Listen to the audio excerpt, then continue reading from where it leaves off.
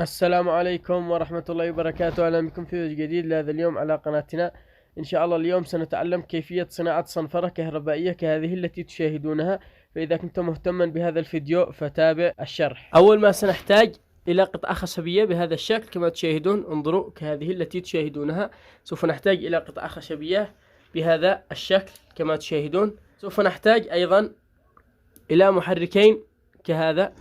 انظروا، فهذا المحرك فإنه شغال، فإنه يشتغل بتيار 12 فولت. أما هذا المحرك فهو معطل، فسوف نستعمله فقط كمحور، فهو معطل طبعا. الآن سوف نحتاج إلى غطاء، سوف نقوم بإدخال هذا بداخله حتى يرفع هذا المحرك بحيث يكون بارتفاع هذا المحرك. سوف أقوم بتثبيت الغطاء بداخله باستعمال الغراء بهذا الشكل كما تشاهدون. انظروا، فقد قمت بتثبيته، فهذا فقط يعمل كمحور، فقط محور دوران. الآن سوف نقوم بتثبيته هنا بهذا الشكل،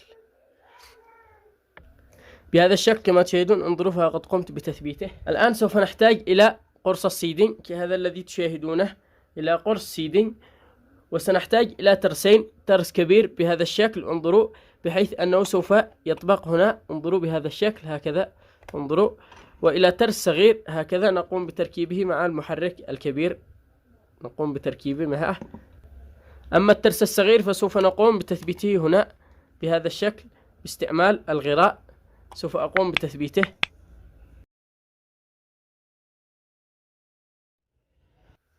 انظروا الآن، فبعدما جف انظروا فإنه ثابت جيدا.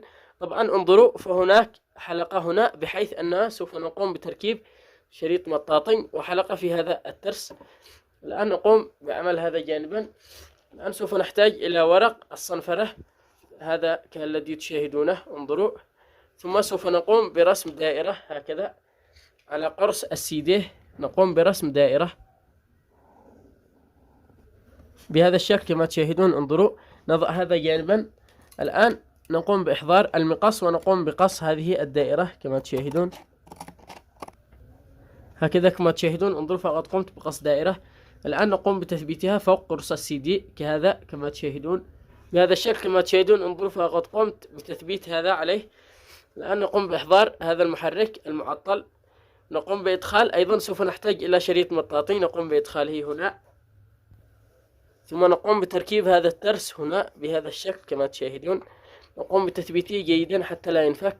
انظروا الآن سوف أحتاج إلى قاطعة، سوف أقوم بتثبيتها هنا بهذا الشكل، نقوم بتثبيتها.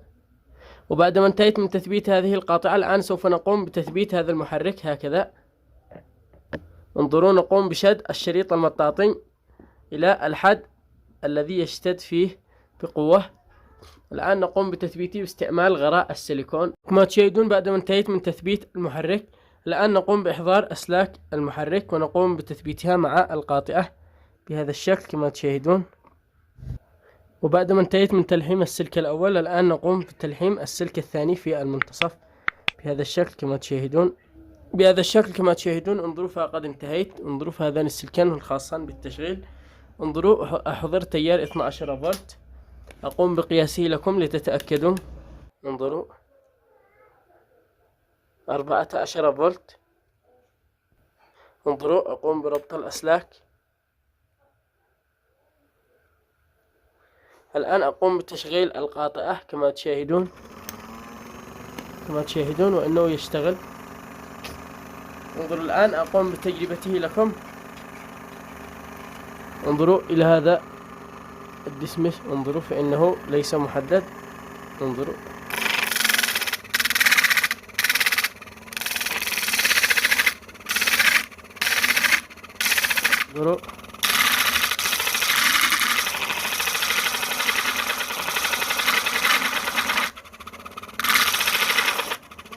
انظروا كما تشاهدون، فأصبح حادا.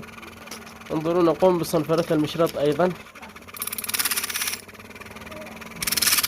وهذا كان هو الابتكار الخاص بنا لهذا اليوم. أتمنى أن ينال إعجابكم. لا تنسوا الاشتراك في القناة والضغط على زر الجرس، وإذا عجبكم الفيديو الضغط على زر اللايك. بالتوفيق، إلى فيديو قادم إن شاء الله.